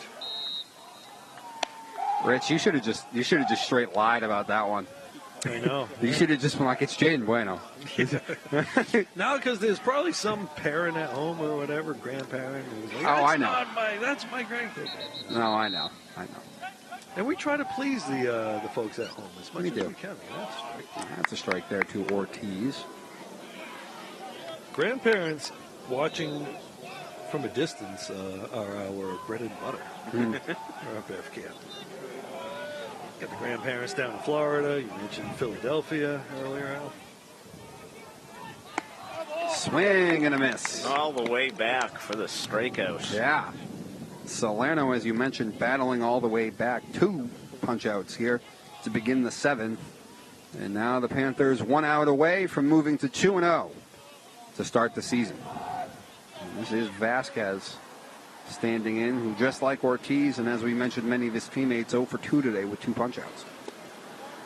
And Charles starts him out with a strike. You know, would have been quite the game, too, for anybody to watch if the weather had been a little warmer. But I thought we got treated to a pretty good ball game today. The defense, a couple of good defensive plays on both sides. Yeah. Not too many errors. O'Malley struggled with some control here and there. You like instant offense. Rocco Ryan set one over the wall in left field. Well-played ball game today. You know, still a couple early season plays, you know, a couple of errors. Yep, ground ball over to third, and of course, as I said that, that's going to skip off the glove of McLean and in the left field, and there's the announcer's jinx. Yeah, I was just going to ask you about Because that, you Don. said Was it. that because you Because didn't you think said it? You said it? Right. Well, I said it, He didn't just think it, he said it. He went into recap mode with 2 outs in the 7th. He put words to ears and jinxed the poor kid. Colby, that error is on me. 100% it is on me. Yeah, Just like every missed free throw Yep. is also, if I said anything about it, it is. And I sound like I'm being sarcastic right now, but as an announcer, no. I really do actually get mad about the jinxing. Oh, yeah.